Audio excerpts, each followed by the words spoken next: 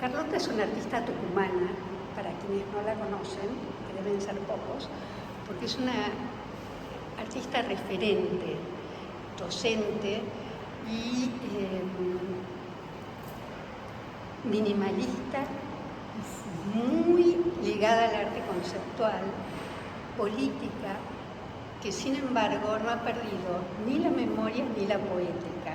Me encantaría que nos cuentes un poco, Carlota, de tu obra en general y de esta obra en particular que es la ganadora del premio. Bueno, recién conversábamos con Marcela mi experiencia de Barracas, ¿no? Yo fui becaria en la primera edición del taller de Barracas en 1994, si no me equivoco. Bueno, para mí fue un gran sacrificio y fue muy duro venir a Tucumán.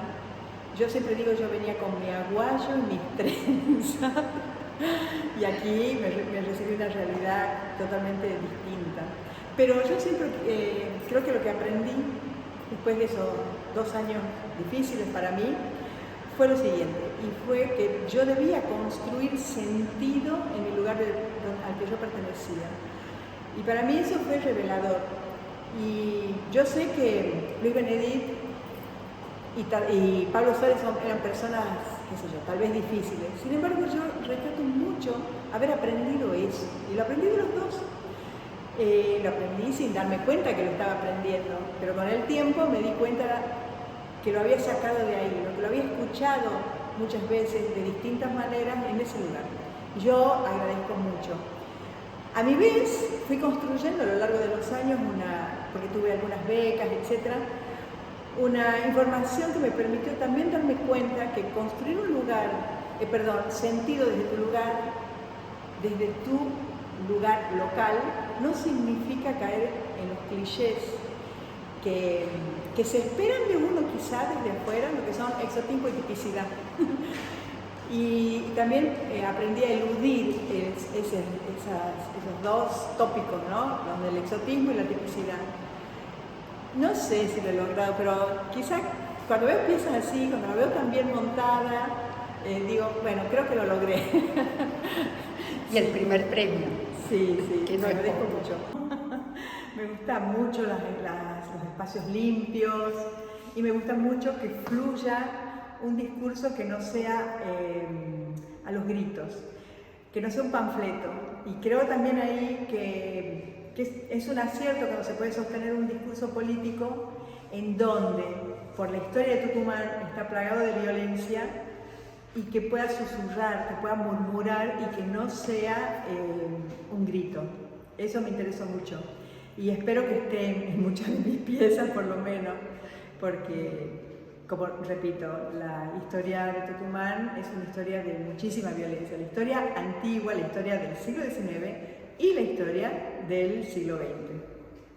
Bien, ¿querés contarnos un poco sobre esta pieza en particular? Sí, esta pieza es una pieza muy controvertida porque es una traducción de una fotografía documental de las 6 que se tomaron cuando Montoneros, una mañana de febrero de 1971, copó la casa histórica y pintó en la sala principal pintadas alusivas a la agrupación Montoneros.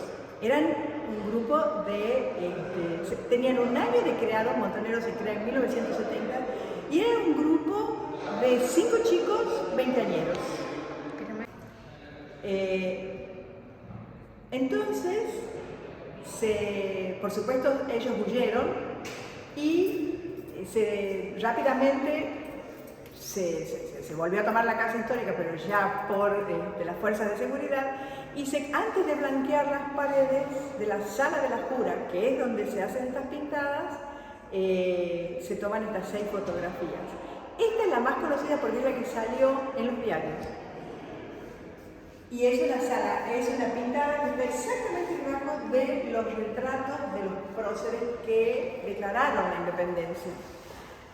Pero las otras fotografías también son muy interesantes y en este momento estoy haciendo a esta escala la serie de las 6 fotografías que espero ya terminarla y espero también que se exponga en algún momento.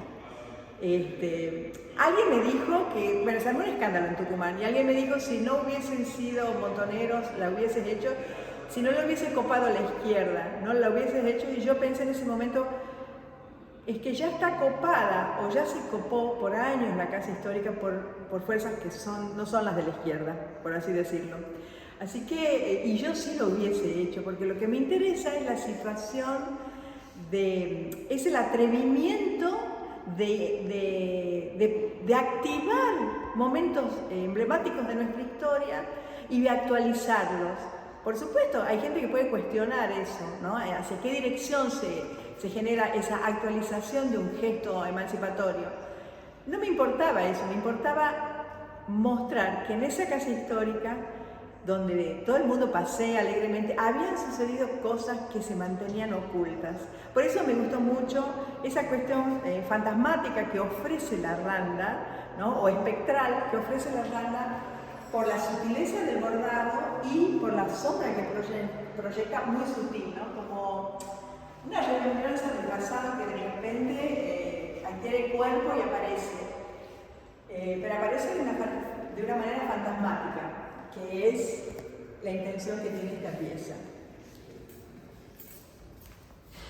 La randa, en primer lugar, es un textil que no nace en Tucumán, sino que nace en el barroco, en donde, por supuesto, en Holanda, en Países Bajos, que durante el periodo barroco está sojuzgado por los españoles.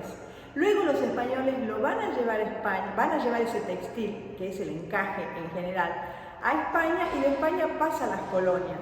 Pero va a suceder algo muy curioso, y es que desaparece, por su particularidad técnica, desaparece de Europa, en donde prevalece en este momento el encaje de bolillo. Esto es un encaje de trama sobre el cual se borda, y que ha sobrevivido con diferentes detalles, con diferentes técnicas en diferentes partes de América Latina.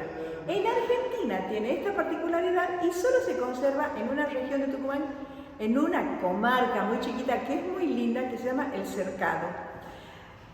A mí me interesa mucho apropiarme de la memoria de esas manos que van heredando generacionalmente esa destreza para hacer la randa. Por eso yo trabajo con randeras del Cercado, y esta pieza fue hecha por 7 randeras que se juntan, duró 2 meses. Es la pieza más compleja de hacer porque hay que reproducir en textil, en bordado, los retratos de los próceres.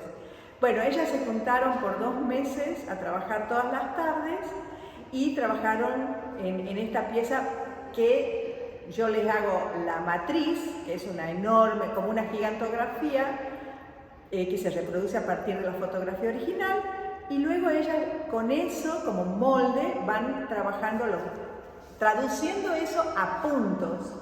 Bueno, yo lo que hago también es liberar a su interpretación ciertas cosas, porque a mí sí me gusta que la artesanía en tanto tal respire todo el tiempo en la obra, porque a mí me interesa muchísimo esa memoria. ¿Y por qué me interesa esa memoria? Porque a pesar de que su origen más lejano, como muchísimas de las cosas en las provincias del norte, vienen de España y han desaparecido en España, pero todavía subsisten en nuestro lugar, como por ejemplo giros lingüísticos, ¿no? Nosotros todavía hablamos con arcaísmos. Esta es una práctica arcaica que ha desaparecido en Europa y se conserva en el Cercado, pero que representa muchísimo a Tucumán.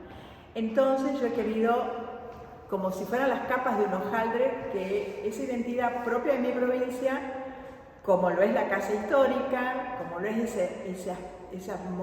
esos momentos históricos que se van solapando uno sobre otro, son muy tucumanos, ¿no? Entonces sentí que yo creo que en esta pieza está toda esa memoria amontonada que creo que los tucumanos reconocemos muy rápidamente.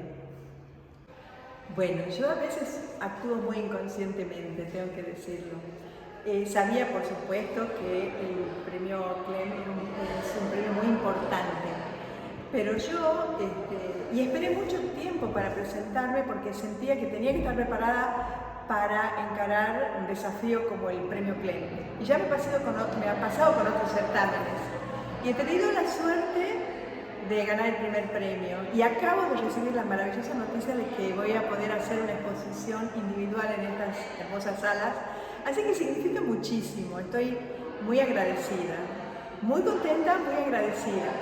Y también siento que esta pieza tan controvertida en mi provincia, acá está protegida, está entendida, está arropada, y para mí es un gran alivio, porque en algún momento sentí que no iba a poder, que esta pieza iba, con el escándalo de Sarmiento Tucumán, que esta pieza iba a permanecer guardada durante muchísimo tiempo.